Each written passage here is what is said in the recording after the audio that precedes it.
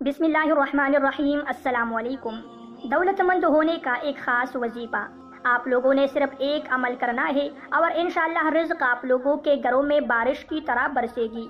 आज की वीडियो में आप लोगों को एक ऐसा ख़ास वजीफ़ा बता रहा हूँ जो आपको ज़िंदगी में अमीर तरीन और दौलतमंद इंसान बना देगा। आप लोग मुआशरे में एक बाइज़्ज़त इंसान बन जाओगे। मुआशरे के लोग आपके पास आएंगे और हैरान होकर पूछेंगे कि आखिर इतना दौलत और इतना पैसा कहाँ से आ चुका है। मोहतरम दोस्तों, जो वजीफ़ा आप लोगों को आज की इस वीडियो में बता रहा हूँ, इस वजीफ़े को आप लोगों ने हर फर्ज नमाज के बाद करना है। फर्ज नमाज की पाबंदी आप लोगों ने ज़रूर करनी है, लेकिन एक बात का ख़ास तौर पर ख्याल रखना है कि बाजमात नमाज के बाद ये वजीफ़ा करना है। अगर आप लोग अकेले नमाज पढ़ते हैं, आप लोग मस्जिद नहीं जाते, तो ऐसे मर्द हजरात के लिए इस वजीफे की बिल्कुल भी इजाज़त नहीं है। ये वजीफा मेरे उन भाइयों के लिए है जो मस्जिद जाकर बाजमात नमाज की पाबंदी करते हैं और बाजमात नमाज के बाद ही आप लोगों ने ये वजीफा करना है। किसी भी मुसलमान के लिए ये जायज़ नहीं है कि वो नमाज जैसे अजीम शान और अहम तरीन फरीज़े की अदायगी में कोताही या सुस्ती करे। कुरान पाक में कई मकामात पर अल्लाह ताला ने और सैकड़ों अहदीस मुबारका में नबी करीम सल्लल्लाहु अलैहि वसल्लम ने नमाज की अहमियत को वाज़ेह किया है और पाबंदी के साथ नमाज बाजमात अदा करने का हुक्म दिया है। नमाज में कोताही और सुस्ती करने वालों को मुनाफिकीन की सब में शुमार किया गया है। रसूल पाक सल्लल्लाहु अलैहि वसल्लम के एक हदीस का मफ़हूम है कि मेरा इरादा है कि नमाज कड़ी कर दी जाए, फिर मैं किसी शख्स को नमाज पढ़ाने का हुक्म दूँ और अपने साथ चंद लोगों को ले जाओ जिनके पास लकड़ियों के गट्टे हो और नमाज में हाजिर न होने वाले लोगों के घरों को आग लगा दूं। इतनी सख्त वईद है उन लोगों के लिए जो अकेले बिला किसी शरई वजह के नमाज पढ़ते हैं।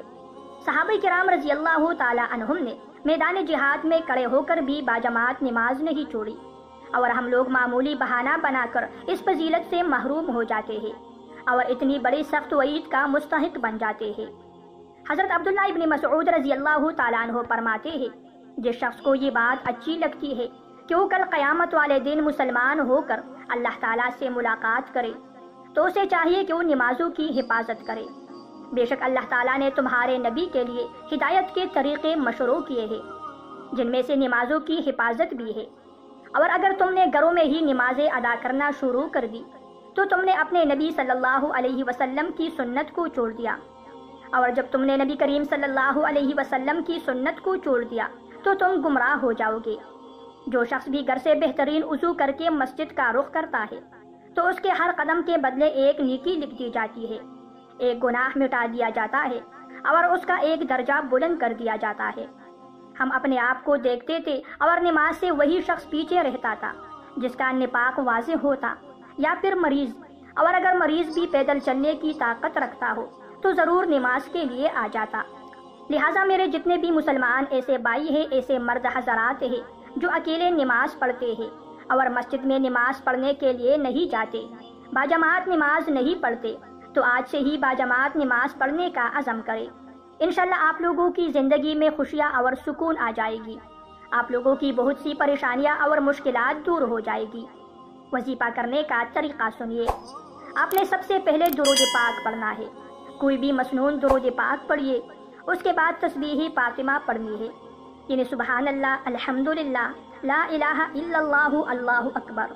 ये वो तस्बीह है जो हज़रत फातिमा रज़ी अल्लाह ताला अन्हा को नबी अकरम सल्लल्लाहु अलैहि वसल्लम ने अता की थी, और इस तस्बीह से बढ़कर अगर कोई चीज़ होती तो नबी करीम सल्लल्लाहु अलैहि वसल्लम अपनी बेटी को वो चीज़ ज़रूर अता फरमाते। आप लोगों ने रोज़ाना हर नमाज के बाद पहले 11 मरतबा दुरूद शरीफ पढ़ना है, उसके बाद तस्बीह फातिमी 1 मरतबा, यानी 33 मरतबा सुबहान अल्लाह, 33 मरतबा अल्हम्दुलिल्लाह, 33 मरतबा ला इलाहा इल्लल्लाह और 34 मरतबा अल्लाहु अकबर पढ़ना है। और 100 मरतबा इस इसम को इस तरह पढ़ना है, या गनिय्यु या गनिय्यु या गनिय्यु या अल्लाह। 100 दानों वाली आपने तस्बीह लेनी है और हर दाने पर ऐसे ही पढ़ना है, या गनिय्यु या गनिय्यु या गनिय्यु या अल्लाह। ये एक बार हो गया। एक दाने पर ऐसे ही पढ़ना है और इस इसम को 100 दफ़ा मुकम्मल करने के बाद आखिर में फिर दुरूद पाक पढ़ना है। जब वजीफ़ा मुकम्मल हो जाए तो खुसूसी तौर पर अल्लाह ताला से दुआ करनी है آپ کی جو بھی پریشانی ہے، جو بھی مشکلات ہو، کسی بھی قسم کی تنگی ہو، اس حوالے سے اللہ پاک سے دعا کرنی ہے۔ انشاءاللہ اس عمل کو اپنی زندگی کا معمول بنانے سے آپ کے گھر کی ہر قسم کی پریشانی، مشکلات حل ہو جائے گی اور ہر قسم کی بیماری سے آپ کو شفا حاصل ہوگی۔ آپ کے رزق میں اللہ تعالیٰ وسعت اور برکت عطا فرمائیں گے، اور آپ کا کوئی بھی کام کاروبار ہوگا اس میں بھی اللہ تعالیٰ آپ کو ترقی عطا فرمائیں گے۔ میرے بھائیو اور دوستو، یہ تھی ہماری آج کی ویڈیو۔ اگر ویڈیو آپ لوگوں کو پسند آئے تو ویڈیو کو لائک اور شیئر کیجیے۔ ایسی مزید ویڈیوز دیکھنے کے لیے میرے چینل کو بھی ضرور سبسکرائب کیجیے۔ اللہ حافظ۔